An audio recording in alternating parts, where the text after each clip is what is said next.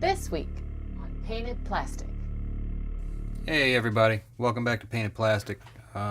Brandon here with episode 3 of our Exia build. We're going to get into some base colors in this episode. As a matter of fact, you may be able to tell I have already started. I started painting and realized that I didn't press record. So yeah, but all you missed was I just did a coat of gloss black. It's actually a primer, and there's a reason for that. What I plan to do with the parts that should be, the shiny, the eyes, the cameras, the stuff like that, is I want to do a metallic. Like for the greens, I'm going to do silver, right? And then I'm going to go over that with a clear green. So it'll have sort of a metallic-y look, but it'll be a little deeper because the green will be on top. Hopefully. We'll see. It might work. It might not work. But yeah, so that's the plan. And like I said, I've already got the black done. For the metallics, what I like to do is instead of just brushing them on super thick, I like to dry brush them because I feel like I get a little bit smoother finish, or a more even finish, I guess, with metallics if I dry brush. So that's what we're going to do with the silver. One thing I didn't get, just 1 second, I didn't get a paper towel.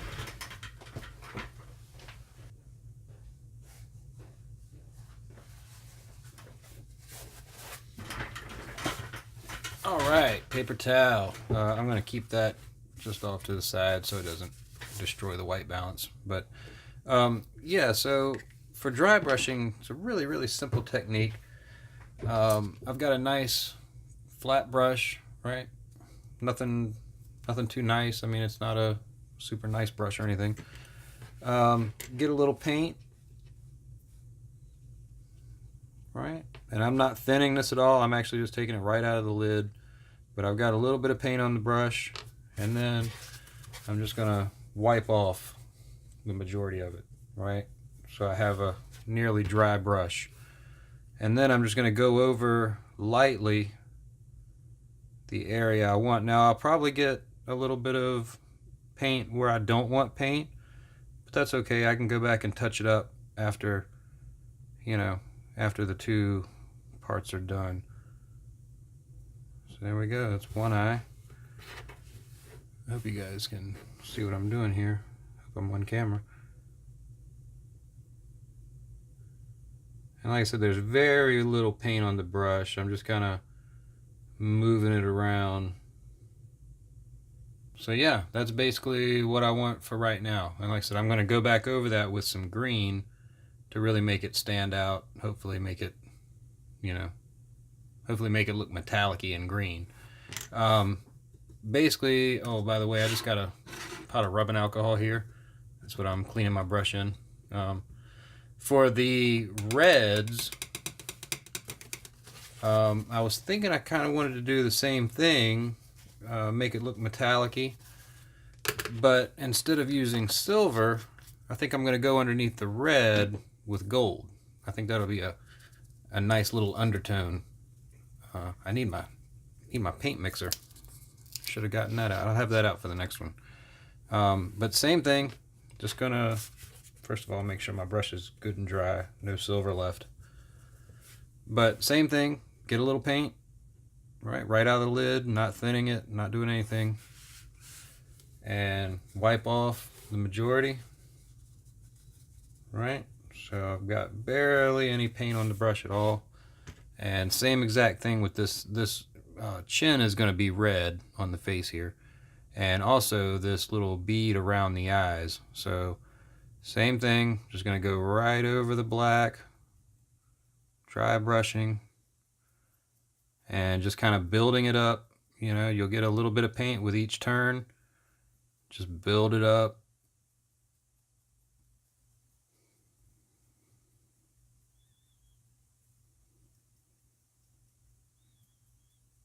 I think I'm going to get a dab more. I hope I'm on camera. And go right back in. Same thing. Not really waiting for it to dry. With this dry brush technique, you can, you know, to a degree, you can go over it, you know, while the first coat is still tacky. You don't, I mean, you want to give it time to dry, obviously, but, you know, hit any low spots or any spots that didn't get a whole lot of paint. Go back over those. Just try to get a nice even coat. There's really nothing to it. And again, if you get paint somewhere that you didn't want paint, you can go back over it later. Just touch it up. I'm sure we'll have some of that to do.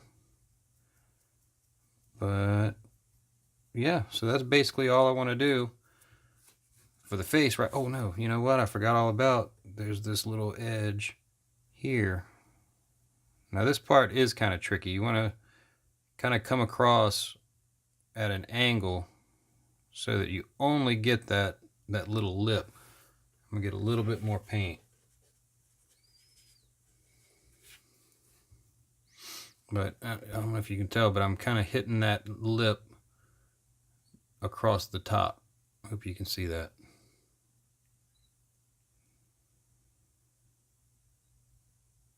And just pulling it across. No real pressure at all.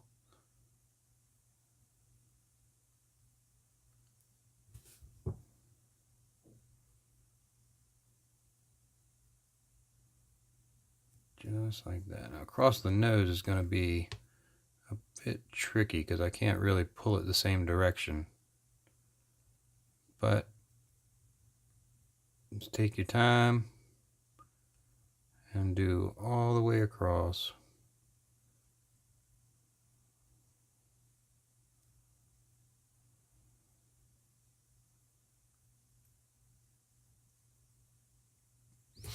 Just like that. I hope that's in focus. I doubt it is. I don't know if I mentioned, but I'm starting with this because I want to get the head. Remember, we left the head unprimed. So I want to get the face done and then, you know, install it in the head, mask it off, all that stuff, get the head primed, and then we can really get into base colors. So for now, we're just going to get the face finished. All right.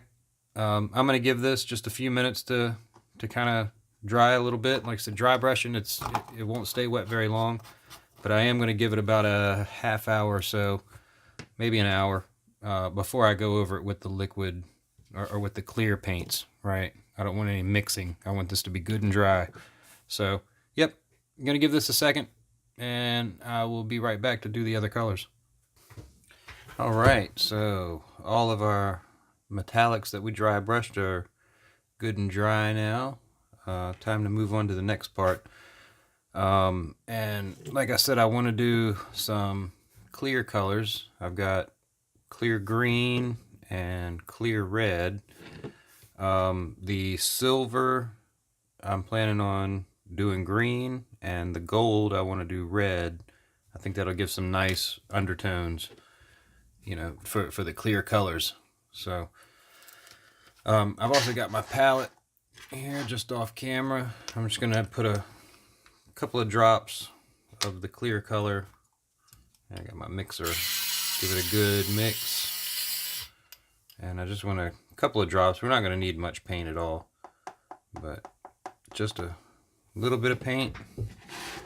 And oh, I should have had this open before I started. Got my clean out pot.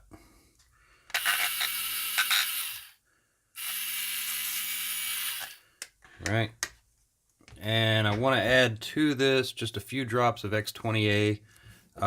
Like I said before, I decant all of my thinners and everything in these little dropper bottles. Makes it a whole lot easier, you know, especially if you just need a tiny bit, which for this I just want a drop or two. Don't need much. And I have a, if I can pick it up, fingers don't want to work. I have a relatively small brush, not not tiny, but you know, small enough that I can control my paint. And all I'm going to do is dip into my thinner first and then go into the paint. Like I said, we're not going to need much, so I don't want to really overload the brush, but I do want a nice thin paint, something that I can get as smooth as possible. And then we're just going to go right in and try to keep my own camera. Okay, just try to keep it right to that silver, and you'll see it'll start to just tint that silver part.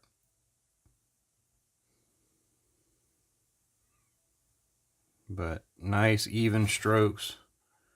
Like I said, I want it to be nice and smooth. The beauty of these clear colors is they kind of self-level pretty nicely. You know, you don't have to fight them much to get a nice even coat. But one thing I do want to do is kind of blob it on. I don't know if you can tell on camera, but I'm kind of letting it pool. That way when it dries, it'll look, you know, it'll look pretty deep, like it's almost a lens over top of the silver. So now move over to the other side, do the exact same thing, get a little more paint, do the exact same thing, just kind of touch it and let it pool. Like I said, when that dries, it'll almost have a dome shape to it, to where it looks kind of like a lens over the silver. Or hopefully that's the plan. We'll see if it cooperates.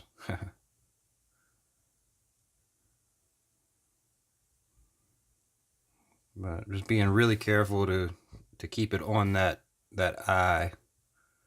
Don't really want to get this all over the part. And same thing, I'm just going to use this little blob of thinner that we already have. Now there might be a tiny bit of green in it, but not, you know, nothing that's really going to make a difference. Go right into that red, and same thing for this gold part, just nice even coats. You know, I'll probably have to go back for a second coat, possibly, I don't know, we'll see when it dries, but just get it as smooth as possible. You know, you're never gonna get as smooth a finish brush painting as you are with, like, say, an airbrush or a rattle can. It's just the nature of doing brush coats, right? But you know, if you get a nice even coat, which that's, I hope that was on camera, but that's not bad, you know. And like I said, we may have to do a second coat, not sure. So I'm gonna give this a few minutes, just let it dry off real good, and see if we needed a second coat. If I need a second coat, I'll go ahead and do that off camera. That way we can just, you know, keep this episode moving. All right, be right back.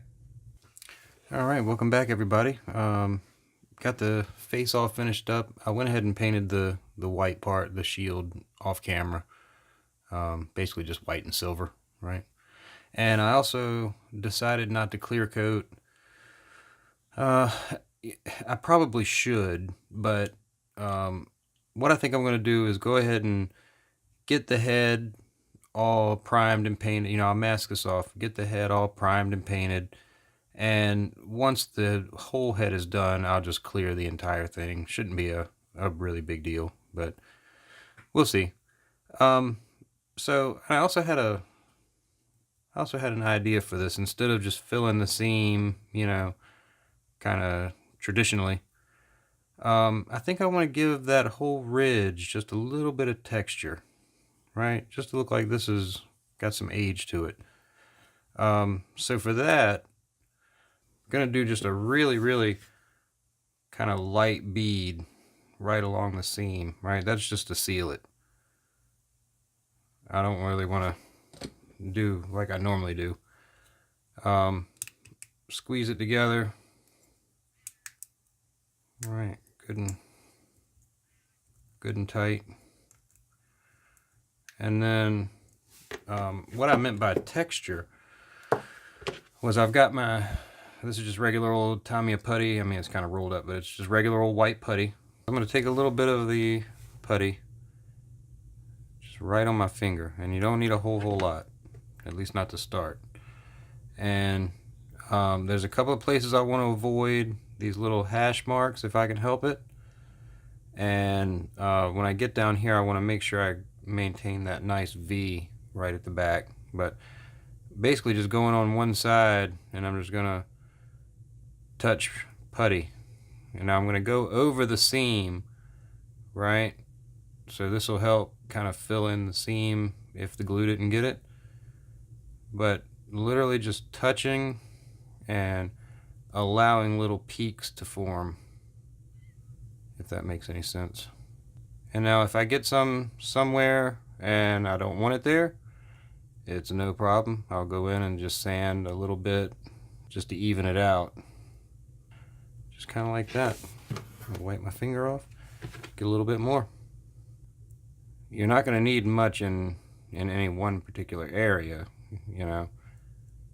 You just have to kind of go along and see where you might need a touch more just to even it out. And remember, you can always sand it, you know. If you get it and you don't like the way it turns out, just sand it back flush again, you know. It's all part of the experimenting fun. Alright, get a little dab more. Alright, so you just go along, where if you see a place that's a little high, you know, you knock it down. If you see a place that's a little low, you can build it up. Doesn't have to be exactly perfect, but that's basically all I want. I don't know if you can even see. Is that even coming out on camera? So yeah, I think I'm gonna leave it there, see what we got. You can always go over it again. You can always sand some down if it's a little too thick. But I think right there is just about where I want to be. We'll see. I don't know. But I'm going to give this some time to dry, and we'll see what happens next. Be right back. Alright, so I've given this a little while to kind of tack off a bit. Not completely cured, but it's good enough to do what we need to do next, and that's get some tape on this face. For that, I'm just going to use some Tamiya masking tape, and this is probably a little bit bigger than what I really need, but hopefully it'll do. It's not a bad idea to stick your tape on your pants or your shirt or something just to get some of the tack off, just so when you pull it off you don't remove any paint, you know. You just need some smaller pieces.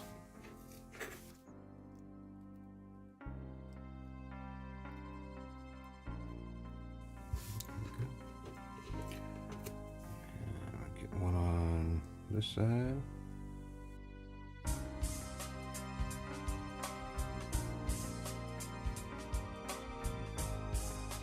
And hopefully get this one across the top.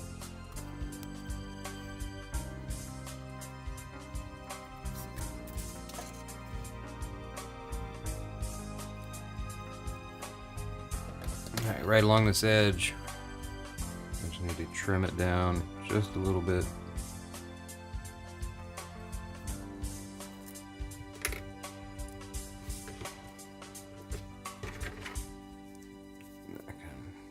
That down.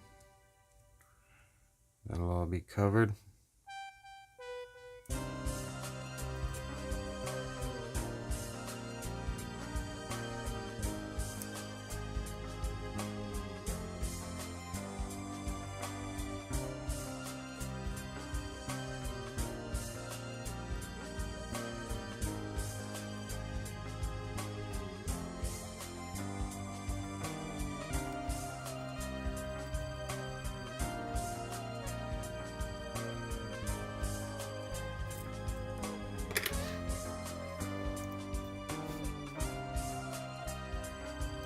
Alright, all masked up, ready for some primer, ready for some paint. So I think I'm going to leave this episode here.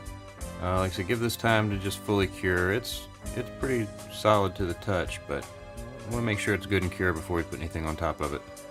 So on the next episode, we'll have this all painted up, or we'll have it at least primed, and we'll start doing some of the other colors. So until next time, thanks for hanging out.